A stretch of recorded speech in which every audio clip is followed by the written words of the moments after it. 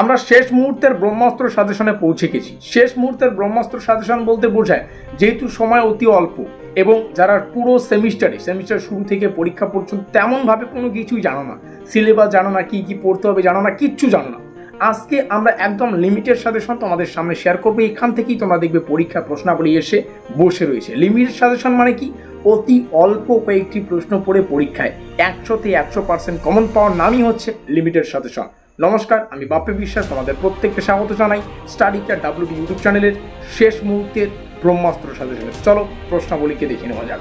আমাদের প্রথম প্রশ্ন, উত্তরবঙ্গে ভারত ছাড়ো আন্দোলন সম্পর্কে আলোচনা করো। দার্জিলিং পার্বত্য অঞ্চলে গোর্খাল্যান্ড আন্দোলন সম্পর্কে আলোচনা করো। তারপরে তৃতীয় প্রশ্নটা দেখতে পাচ্ছ। চতুর্থ প্রশ্ন, উত্তরবঙ্গে সংগঠিত জাতীয়তাবাদী আন্দোলন 1857 থেকে 1947, এই যে আন্দোলনগুলি সম্পর্কে তোমাদের সংক্ষেপে আলোচনা করতে হবে। স্বাধীনতা পরবর্তী উত্তরবঙ্গের পুনর্গঠন সম্পর্কে সংক্ষিপ্ত বিবরণ। নকশালবাড়ি কৃষক আন্দোলনের উপর একটি টিকা লেখো, মোস্ট ইম্পর্টেন্ট একটি প্রশ্ন। উত্তরবঙ্গের সংগঠিত সন্ন্যাসী ও ফকির বিদ্রোহ, এটাও খুব গুরুত্বপূর্ণ। তারপরে মহারাজা নৃপেন্দ্রনারায়ণ থেকে যে বিষয়টা আছে এটা একটু দেখে নেবেন। পরবর্তী প্রশ্ন আমরা দেখে নেব 9 নম্বর, উত্তরখণ্ড দলের উৎপত্তি ও কর্মসূচি সম্পর্কে একটি সংক্ষিপ্ত টিকা লেখো। রংপুর বিদ্রোহ সম্পর্কে সংক্ষিপ্ত টিকা লেখো। 1772 সালের ইঙ্গু কোচ সন্ধির রাজনৈতিক তাৎপর্য আলোচনা করো। স্বাধীনতার উত্তরবঙ্গের উদ্বাস্তু সমস্যা সম্পর্কে সংক্ষেপে আলোচনা করো। উত্তরবঙ্গের তেভাগ আন্দোলনের উপর আলোচনা করো, বা মানে টিকা লেখো, এরকমভাবে আসতে পারে। কামতাপুর আন্দোলনের উপর সংক্ষিপ্ত আলোচনা। এভাবে আন্দোলন এটা এভাগ আন্দোলন হবে। এভাগ আন্দোলনের নারীদের অবদান।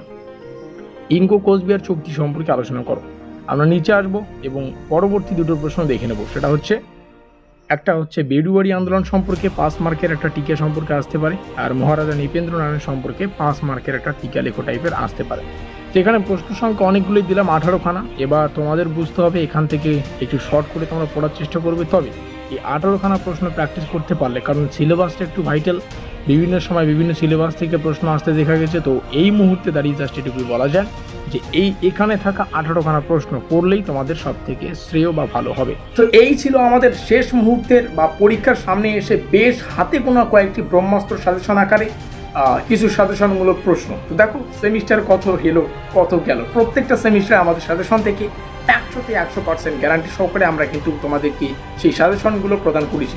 কিসের জন্য? আমরা চাই তোমরা একটু ভিডিওগুলিকে শেয়ার করে দেবে এবং আমাদের যে সাজেশনের 100% কার্যকরিতা সেটা একটু সবাইকে বলে দিও, যাতে করে তোমাদের যে নিচের ভাই বোনেরা রয়েছে যারা নতুন কলেজে অ্যাডমিশন নিচ্ছে, তারাও আমাদের এই চ্যানেলের এই গোপন রহস্যটা সম্পর্কে জানতে পারে। আর ভিডিওটিকে লাইক করে দিয়ে শেয়ার করে দিও। আর প্রত্যেকটা বিষয় যেটা পরবর্তী তোমাদের নেক্সট জার্নি, সেটা হচ্ছে এম এর প্রত্যেকটা আপডেট, সেমিস্টারের শুরু থেকে এম এর একদম অ্যাডমিশন থেকে শুরু করে শেষ পর্যন্ত কখন কি করতে হচ্ছে, এক্সাম, অ্যাডমিট কার্ড, সাজেশন, নোটপত্র কি হচ্ছে না হচ্ছে, প্রত্যেকটা আমাদের কাছ থেকে পেয়ে যাবে।